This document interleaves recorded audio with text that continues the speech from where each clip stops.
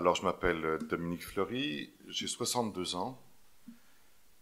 J'ai été ordonné en 93 en Italie, à San Giovanni Rotondo, la ville où Padre Pio a vécu. Alors, mon cheminement. Déjà à l'âge de 13-14 ans, je demande à mes parents de rentrer au petit séminaire à Reims. Et là, je ferai des études techniques à l'école Saint-Jean-Baptiste. Or, à l'époque, c'était le père Annès qui était le supérieur du PTCM. Il y avait aussi le père Collignon qui était dans les parages, et puis je crois qu'il devait y avoir aussi le père Lacaille, Bernard. Et puis, on était dans les années 66, je suis rentré en 66. Évidemment, il y a eu les événements 68, 69, cette fois-ci, donc le séminaire est dissous en faveur d'un foyer, le foyer Manuel Suard, à Reims toujours, où là, les jeunes sont appelés à vivre des cours à l'extérieur, dans les écoles de la ville, et avec comme but de rassemblement, donc une initiation à la vie communautaire et à la prière. Donc, dans le but de se préparer, le cas échéant, à la prêtrise. Et puis là, je quitte le foyer, j'ai 20 ans, et là, je rentre directement dans l'armée de l'air. Vous allez me dire, mais quel rapport? Aucun rapport, évidemment. C'est tout simplement que je devais... je voyais pas tellement mon avenir au sein de l'Église, et donc j'ai préféré partir à ce moment-là. Et puis, l'histoire a fait que je suis rentré donc, dans cette armée j'y ai vécu pendant 13 ans, dans cette armée de l'air. Avec là aussi, un épisode curieux, c'est-à-dire que j'y suis resté assez miraculeusement, je ne vous expliquerai pas aujourd'hui, ce sera pour une autre fois. Mais, aux 13 ans, là je pars, au sein de l'armée, je pars une année à Tahiti. Et une année de bonheur, une année de vacances, on peut le dire, même s'il y avait du travail, évidemment, mais on peut imaginer le soleil, la plage et tout. Ensuite, quand je rentre, cette fois-ci, peut-être une crise existentielle, j'ai 30 ans, je ne sais pas ce que je fais de ma vie, j'ai tout ce qu'il faut, j'ai de l'argent, j'ai une voiture, rien ne me manque. Mais quel sens donner à ma vie? Et pour moi, ça devient une véritable question. Et puis, là encore, eh bien, des personnes viennent et je rencontre des personnes. Et je suis invité à un pèlerinage. Et ce pèlerinage, déjà, dans un premier temps, vraiment me bouscule. Ce sera l'occasion pour moi d'aller me confesser. Après plus de 13 ans où j'avais laissé de côté ce sacrement-là. Et petit à petit, donc, je reprends goût à la prière et puis à la vie de l'Église. Je me réinsère. Ou d'une façon très très simple, je vais simplement à la messe le dimanche, pas davantage. Et puis, par contre, je commence malgré tout aussi, en dehors de ça, je refais d'autres pèlerinages. Et puis après, je rencontre un prêtre, ici, à Beaurain, pas loin d'ici. Et ce prêtre me questionne par rapport à la vocation, et là je lui dis bien clairement que pour moi il n'est absolument pas question de devenir prêtre. Il y a plein de choses qui m'en empêchent. Et je n'en veux pas. Je ne me sens pas du tout appelé à cette vie-là. Et puis, il y a une personne qui me donne une prière, une neuvaine que disait tous les jours Padre Pio, et puis c'est tout, je pars avec cette neuvaine. Et ensuite, je suis invité à un pèlerinage à San Giovanni Rotondo. Et alors là, à San Giovanni Rotondo, quand j'y vais, donc c'est au mois d'août, c'est dans les années 83, 84 plutôt, 1984. Et alors là, donc je passe une semaine à San Giovanni Rotondo, et à un moment donné, j'ai bénéficié d'une grâce, on peut appeler ça comme cela. Enfin, dans tous les cas, pour moi, tout est devenu clair, limpide. J'étais vraiment appelé à cette vie-là. Si bien que J'avais le désir cette fois-ci de partir, mais tout de suite, mais j'avais des affaires qui m'en empêchaient. J'ai dû attendre 2 ans.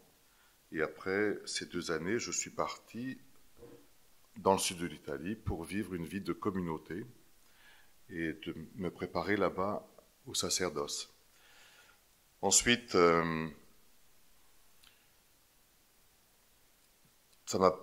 là-bas justement, ça m'a quand même permis évidemment de me préparer, mais surtout de rencontrer des gens. Le peuple italien, et en particulier celui du sud de l'Italie, m'a particulièrement séduit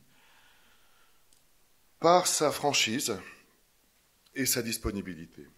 Ça, c'est quand même, ce sont des choses qui m'ont vraiment marqué. Et puis, là-bas, j'ai pu exercer mon ministère pendant 2 ans. À la suite de quoi, je me suis fâché avec le père fondateur, si bien que je suis rentré en France. Mais avant, évidemment, j'avais rencontré quand même le père évêque. À l'époque, ça devait être le père Ballan. Et donc, j'avais été très très bien reçu. J'avais été très très bien reçu par lui.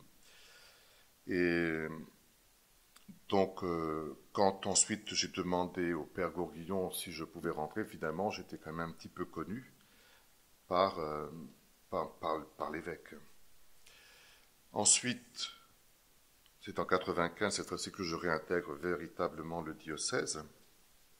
En 96, je suis nommé à Sedan, ensuite à Charleville-Mézières, et enfin maintenant sur Givet et Vireux. Ce qui fait ma vie aujourd'hui,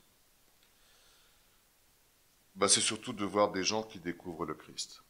Et le principal des moyens que je découvre, enfin le principal plutôt des moyens que je découvre, c'est le parcours alpha. Évidemment, les autres rencontres ne sont pas délaissées. Je pense aux préparations de mariage, aux préparations de baptême, préparations d'obsèques aussi, qui sont toujours des lieux de rencontre. Mais ce lieu-là du parcours alpha est vraiment un lieu privilégié où les gens, d'une part, rencontrent l'Église à travers ses membres, à travers le prêtre aussi, mais aussi découvrent ce que c'est que de vivre ensemble, ce que c'est qu'une vie d'Église, ce que le Seigneur veut donner à travers une communauté. Enfin, pour moi, ça a été vraiment un lieu de renouveau dans ma vie spirituelle. Parce que parfois, j'avais souvent le sentiment de ne pas servir à grand-chose, ou à me poser la question, mais mon sacerdoce porte-t-il du fruit, quoi. Peut-être que c'est un petit peu égoïste que de penser comme cela, ou présomptueux. Quoi qu'il en soit, c'était malgré tout une question qui m'habitait. Là, au contraire, de voir des gens qui découvrent la joie d'être chrétien, pour moi, c'est source évidemment de joie. Et puis ensuite, deuxième source de joie qui est extérieure, on peut dire, à la communauté, cette fois-ci aussi, c'est la rencontre de la communauté de l'Emmanuel, où là, je suis appelé en particulier à rencontrer des jeunes qui sont en recherche eux-mêmes de vocation, qui se posent la question d'un éventuel appel. À rencontrer ces jeunes, c'est vraiment vitalisant, quoi. C'est-à-dire que on se rend compte à travers eux que l'Esprit Saint est toujours à l'œuvre, qu'être chrétien, franchement, c'est un sacré bonheur, et que la vie se dégage, quoi, qu'il y a de la vie. C'est-à-dire que la difficulté, c'est d'être vraiment présent à toutes les personnes.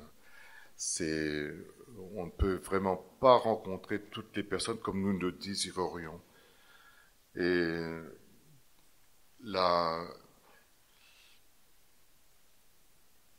le territoire, qui ne cesse de s'agrandir. Ensuite, le nombre de prêtres qui ne cesse, lui, de diminuer. Donc, nous met devant à première vue, devant un panorama qui est insoutenable au regard. Alors heureusement, il y a encore une fois, et j'insiste, cette histoire de parcours alpha, pour le coup, c'est un lieu où l'on peut rencontrer les gens gratuitement, c'est-à-dire que là, on leur pose pas de questions. Ils viennent et ils disent ce qu'ils sont. Ensuite, le prêtre ne se trouve pas seul. Là, pour le coup, c'est une aventure qui est vécue d'abord par les laïcs, qui est portée par les laïcs. Et le prêtre est là, lui, en tant qu'accompagnateur. Il est là qu'en tant que celui qui accompagne, soutient, et puis c'est lui qui prie aussi pour tout cela. Donc un véritable lieu de vie. Je pense aussi à d'autres rencontres qui sont peut-être moins gratuites parce qu'évidemment à la fin il y a aussi le sacrement. Je pense au sacrement de mariage. Là encore, eh bien des laïcs m'accompagnent. C'est un lieu où les jeunes découvrent un autre visage d'Église parce que bien souvent ils s'arrivent avec un visage plutôt, enfin une idée étriquée de l'Église, une Église qui je suis pas forcément qui condamne, mais dans tous les cas qui donne des règles, qui vient penser, où on offre tout un prêt-à-penser. Là, il découvre au contraire une église qui est ouverte sur le monde, qui se pose aussi des questions, mais qui en même temps accompagne. Et pour eux, je pense que c'est une réelle découverte. Enfin, c'est encore l'expérience que j'en ai faite il y a peu. Maintenant, on sait très bien que c'est toujours tout est toujours à remettre sur on a toujours à refaire, on a recommencer, on arrive, tout n'est, comment dirais-je, rien n'est solide, quoi, rien n'est, on construit et puis on sait très bien que on donne, mais il y aura peut-être rien après, mais on continue à donner quand même. Mais je ne suis pas seul. Et c'est certainement là le fruit de notre époque, c'est que finalement, les laïcs vont devoir prendre leur place.